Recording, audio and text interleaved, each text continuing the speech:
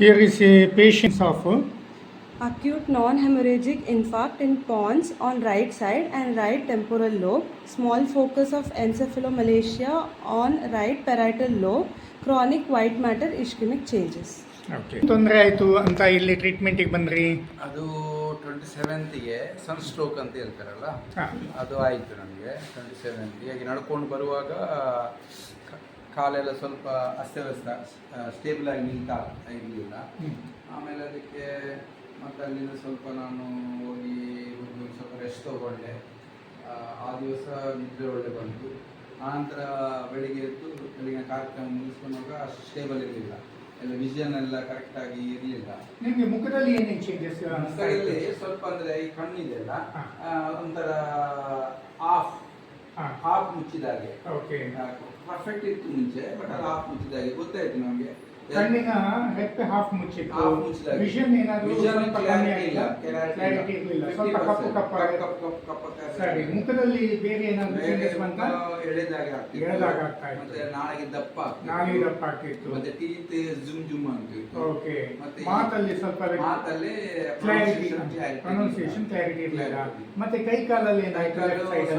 ಬಲ ಅಷ್ಟಿರಲಿಲ್ಲ, 50% ಲಾಸ್ ಆದ. 50% ಬಲ ಲಾಸ್ ಆಗಿತ್ತು. ಆವಾಗ ನಿಮಗೆ ಬ್ಯಾಲೆನ್ಸ್ ಆಗ್ತಾ ಇತ್ತು, ನಡೆಯಲ್ಲ? ಇನ್ಬ್ಯಾಲೆನ್ಸ್ ಆಗ್ತಾ ಇತ್ತು. ಇನ್ಬ್ಯಾಲೆನ್ಸ್ ಅಂದ್ರೆ ಬಹಳ ಕಷ್ಟದಲ್ಲಿ ಬಂದೆ. ಓಕೆ, ಆವಾಗ ಅಲ್ಲಿಂದ ಮತ್ತೆ ಟ್ರೀಟ್ಮೆಂಟ್ ಅಲ್ಲಿ ಹಾಸ್ಪಿಟಲ್ ಅಡ್ಮಿಟ್ ಆಗಿ ಟ್ರೀಟ್ಮೆಂಟ್ ಎಲ್ಲ ಮಾಡ್ಕೊಂಡ್ರಿ. ಅಲ್ಲಿ ಒಂದು 5 ದಿವಸ ಐಸಿಯು ಅಲ್ಲಿ, ಮತ್ತೊಂದು 4 days ಶಿಫ್ಟ್ ಆದ ನಾರ್ಮಲ್ ಬೆಡ್ಗೆ. ಆನಂತರ ಅಲ್ಲಿಂದ ಬೈ ಫ್ಲೈ ರಿಟರ್ನ್ ಬ್ಯಾಂಗ್ಳೂರ್. ಸರಿ, ಆವಾಗ ನಿಮ್ಗೆ ಅಲ್ಲಿ ಒಂದಷ್ಟು ದಿವಸ ಟ್ರೀಟ್ಮೆಂಟ್, 9 ದಿವಸ ಟ್ರೀಟ್ಮೆಂಟ್ ಆಗಿ ಸೀದಾ ಇಲ್ಲಿ ನಮ್ಮ ಆಯುರ್ವೇದ ಟ್ರೀಟ್ಮೆಂಟ್ಗೆ ಬಂದ್ರಿ. ಆಯುರ್ವೇದ ಟ್ರೀಟ್ಮೆಂಟ್ಗೆ ಬರುವಾಗ ನಿಮ್ಗೆ ಕೂತಲ್ಲಿಂದ ಏಳಿಕ್ ಆಗ್ತಾ ಇತ್ತು, ಬಟ್ ನಡಿಲಿಕ್ಕೆ ಆಗ್ತಾ ಇತ್ತು. ನಡಿಲಿಕ್ಕೆ ಒಬ್ರು ಬ್ಯಾಲೆನ್ಸ್ ಬೇಕಿತ್ತು, ಫಾಸ್ಟ್ ಹೋಗ್ಲಿಕ್ಕೆ ಆಗ್ತಾ ಇರಲಿಲ್ಲ. ನಾರ್ಮಲ್ ಸ್ವಲ್ಪ ನಡಿಲಿಕ್ಕೆ ಮಾತ್ರ ಸೀನಿಯರ್ ಹೋಗ್ತಾರೆ, ಏಜ್ ಆದ್ಮೇಲೆ ಸ್ಲೋ ಮತ್ತೆ ವಿಷನ್ ಡಬಲ್, ಎಲ್ಲ ಡಬಲ್, ರೋಲ್ ಡಬಲ್, ಜನ ಡಬಲ್, ಎಲ್ಲ ಡಬಲ್, ಪ್ರತಿಯೊಂದು. ಹಾಗಾಗಿ ನಾನು ಕಣ್ಣು ಒಂದಿಗೆ ಮುಚ್ತಾ ಇದ್ದೆ, ಅವಾಗ ಸಿಂಗಲ್ ಆಗ್ತಿತ್ತು. ಬಟ್ 2 ಕಣ್ಣು 2 ಡಬಲ್ ಎಲ್ಲ. ಸರಿ, ಇವಾಗ 15 ದಿವಸ ಆಯುರ್ವೇದ ಮೆಡಿಸಿನ್ ಎಲ್ಲ ಚೆನ್ನಾಗಿ ಆಯ್ತು. ಟ್ರೀಟ್ಮೆಂಟ್ ಎಲ್ಲ ಚೆನ್ನಾಗಿದೆ, ಚೆನ್ನಾಗಿದ್ದಾರೆ. ಈಗ ವಿಷನ್ ಹೇಗಿದೆ?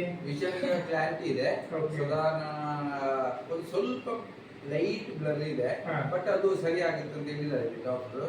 1 month ಅಲ್ಲಿ ಕ್ಲಿಯರ್ ಆಗುತ್ತೆ ಅದು.